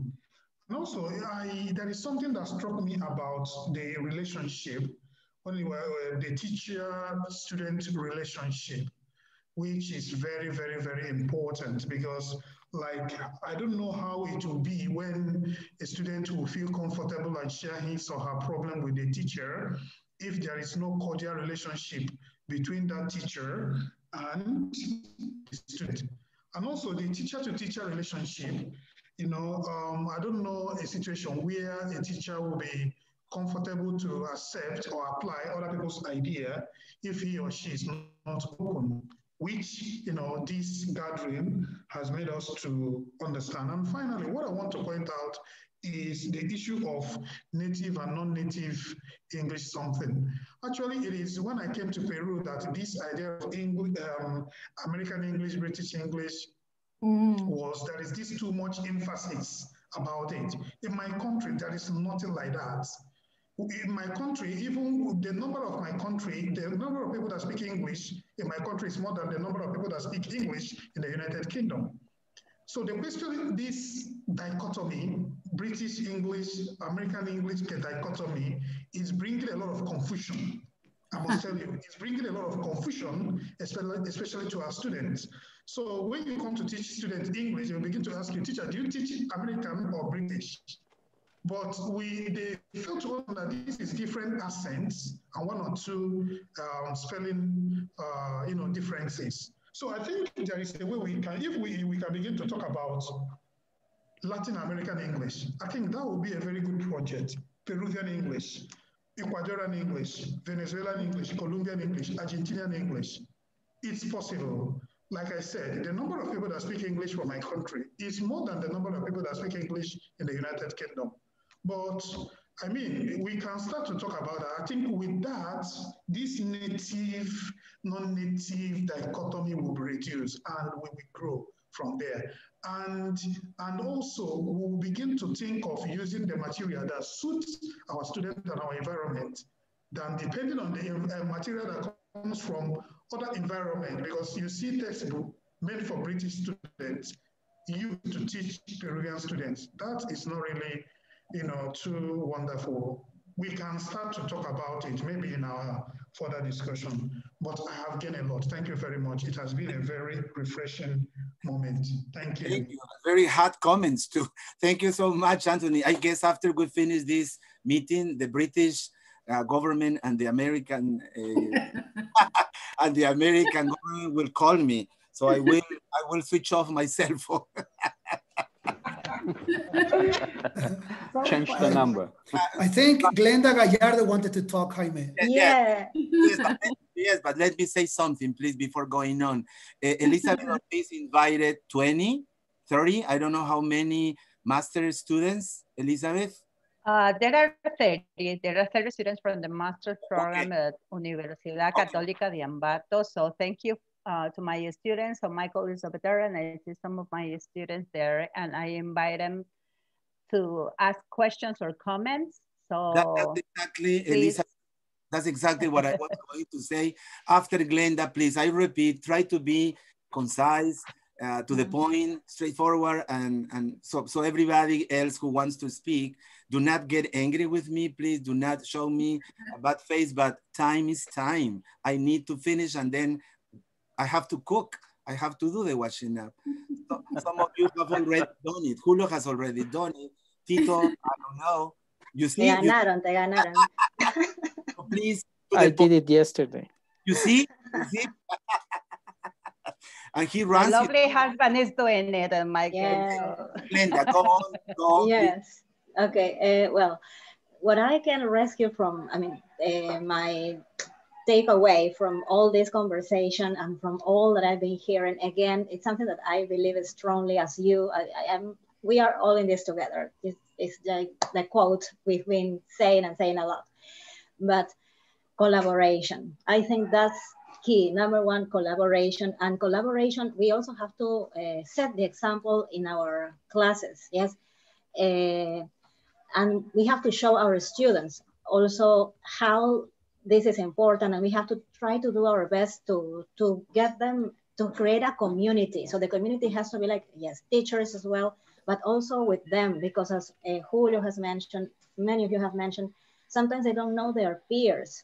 So it's important that they also know that there are real people working with them. So we have to try to, as possible, find ways so that they can like get to know each other. And then the activities we design, if we have the chance to, I mean, to have a platform to work on authenticity, yes? So tasks that are also related to the context, or maybe to hear from them how they feel. So don't forget the human side. I mean, we are human beings. It's not just like a robot that is, okay, it has to learn and learn, and then we forget that they are people like us. So maybe, I don't know, I sometimes like feel my students, I see them as, they are my mini-me's. Yes, they are like when I was a teenager, when I was an undergraduate. So I try to feel it. I mean, how would it feel? How would I have felt if I had been in this context? Learning to work on technology, trying to speak in front of a camera. So it's all a challenge. And the second thing, so apart from collaboration, and I would say technology is our right hand right now. And so we have to just go into it. I mean, we have to learn to use it. This is not going to disappear. So we have to just feel more comfortable and more comfortable. And the third thing is, like you said, research. Yes, we have to, I like Araceli, always has very clear ideas. I like, for example, she said, okay, we talk about research, but if we don't have clearly what will be the outcome, why are we doing this, then it just makes no sense. So we have to have clearly what is the outcome we want to have from this, and then to follow that path and to start taking action. Yes, as you have mentioned again, leave our comfort zone. Yes, and it's not easy, yes, but we have somehow, we are in, yes, and I think we're gonna find a way to do that. And just that, I'm very happy that I'm here with this lovely community, and we have to take action. Thank you. Thank you, dear Glenda. Could any guy, because as you can see, most participants here are ladies, and we know that because they are much more intelligent than us, and they we are not cooking. We are not cooking. We are not just washing up. Yes, we the guys, yes. So we're the ones who cook now. Yes. So please, I would like to hear a guy like Michael, like Carlos Aguirre. Ruben. Can I say something? Of course, you have already. Well, first of all, I would like to thank Elizabeth for the invitation. This is such a wonderful group. And one of the things that I was paying attention was that phrase about, going out your comfort zone. It's not only that, but that we were forced to get out of our comfort zone for this situation of the pandemic. And I think that we shouldn't see this situation as a problem, but an opportunity to boost our creativity, to be more creative, and to learn new ways to motivate our students.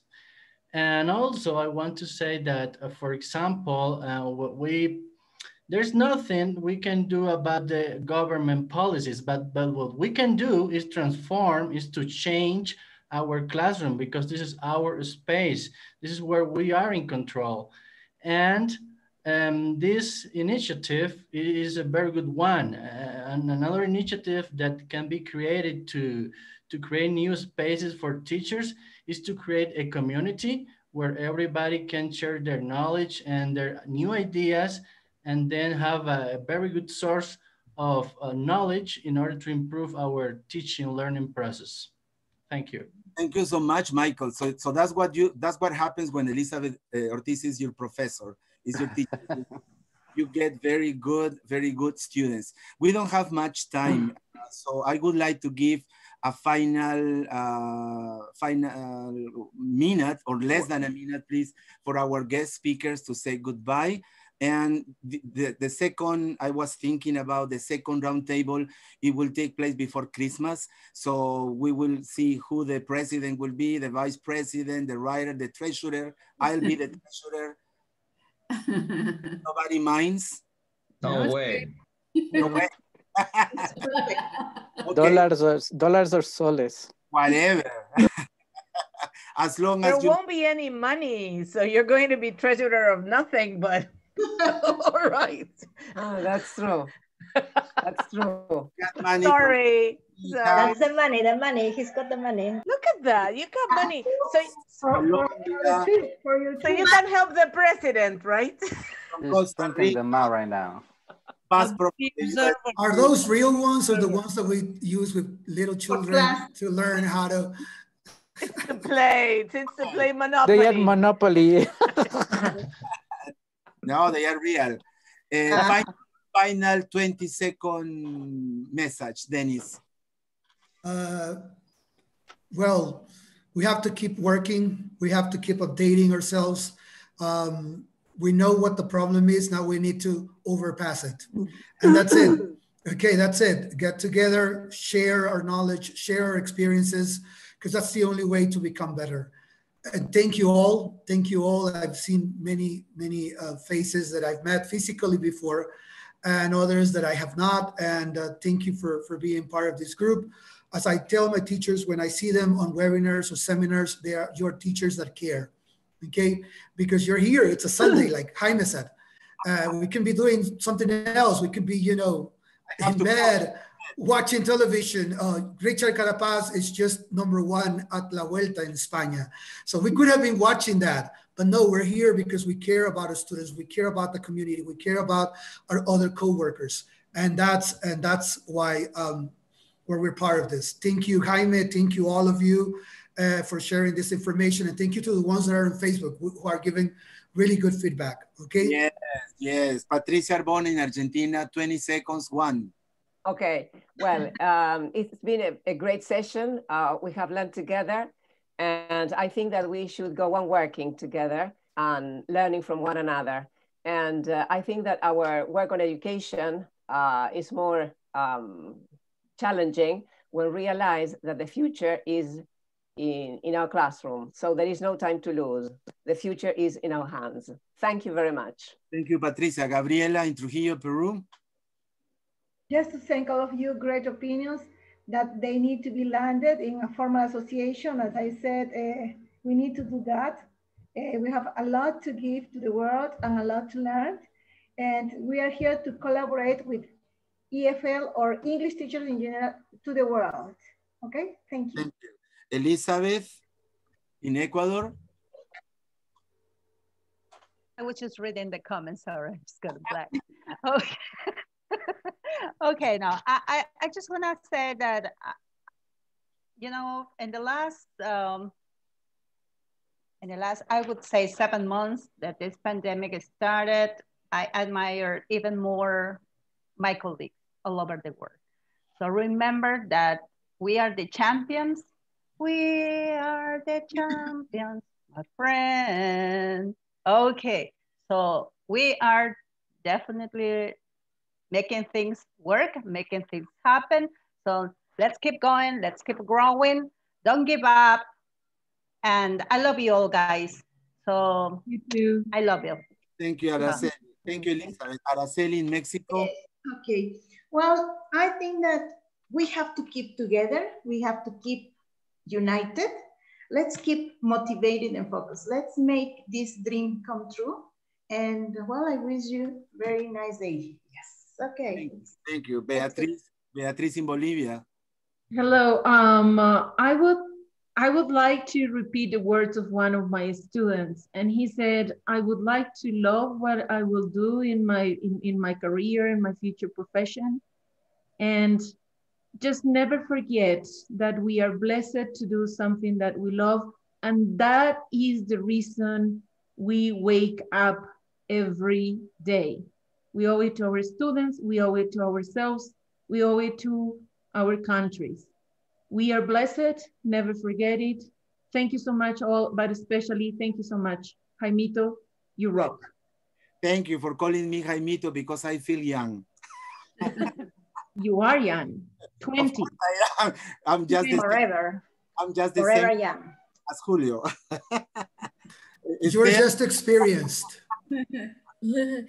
Yeah, we've been younger for longer time. We've been young for longer time. That's the idea, right?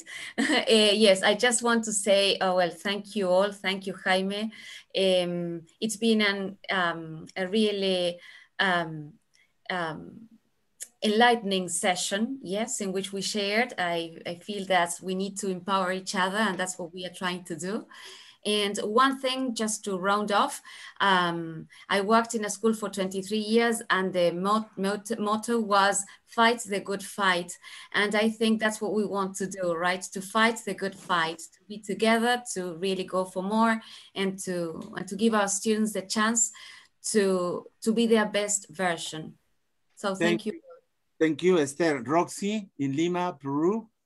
Okay, thank you. Thank you for this opportunity, for this sharing, for this opportunity to be a taker now. I'm taking a lot of things from this meeting, from your words.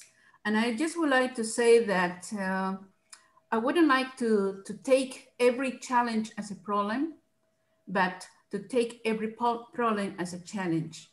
I am totally convinced that if there is a path with no obstacles, it will lead me nowhere. So I'm just here to overcome obstacles together. And thank you very much for this sharing. Thank you. Angélica in Colombia, Angélica Maria, not the actress. The singer. Thank you very much for this opportunity, for this moment. I am really impressed at the positive energy that all of you guys have. This situation, this terrible situation, which was surprising for everybody, has taught us a lot.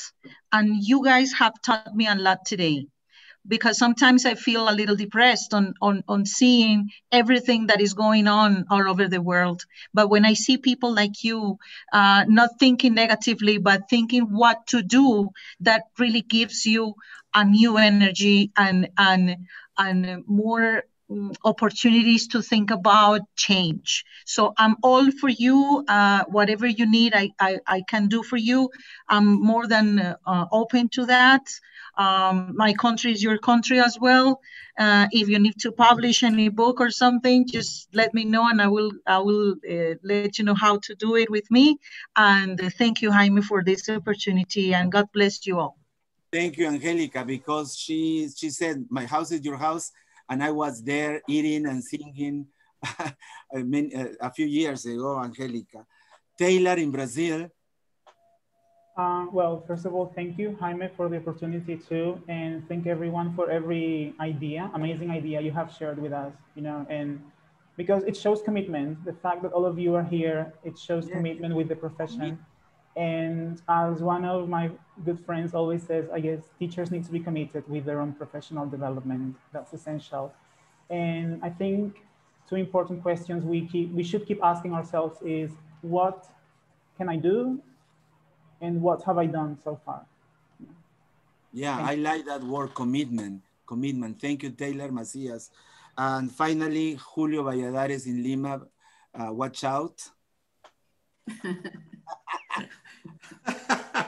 No, first of all, thank you, Jaime, for allowing me to be here. I always remember when I told Jaime, don't just say what you can do, do it and see what come out of this. That's great, that's great.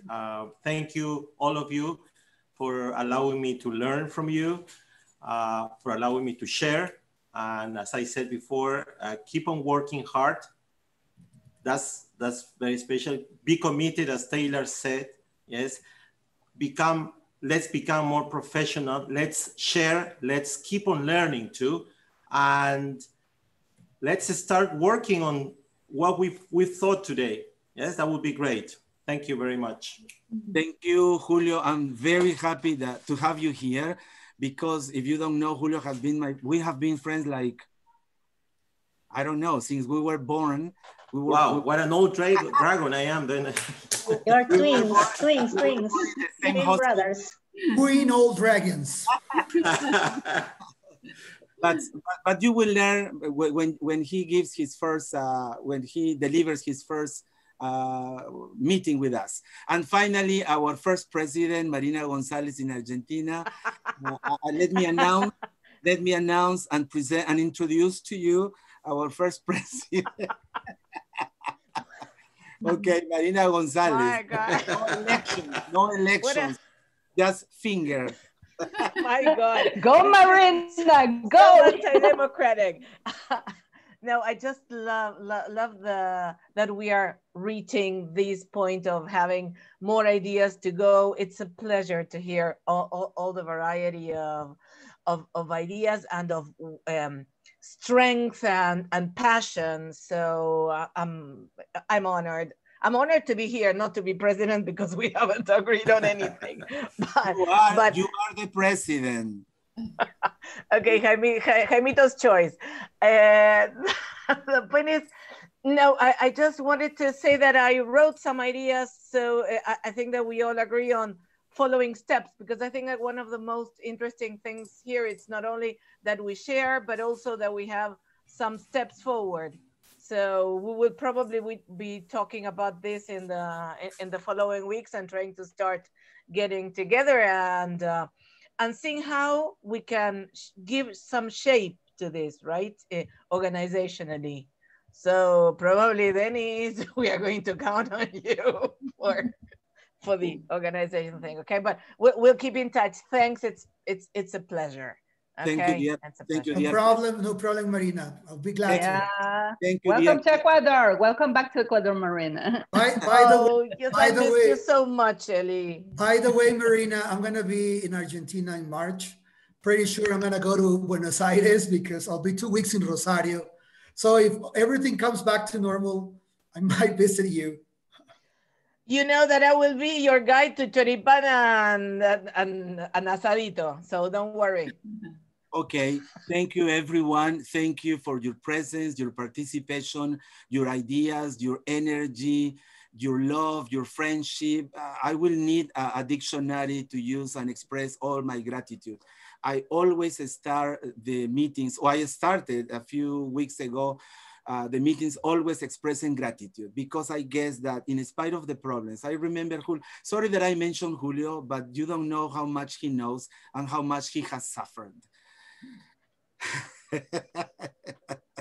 Sorry to interrupt you, Jaime. Somebody suggested a name for this community in the group, Dragons LT community. It's Ruben Garcia. Well, go and cook, Ruben. As I was saying, thank you. The emoji guy. We have the emoji guy. We have young people like Teilhard. It would be like dragons and dragonettes. Oh yeah, something like that. Yeah, please, come on. Yeah. The name. Okay, thank you, everyone. Share your ideas. Everything that we have said is beautiful.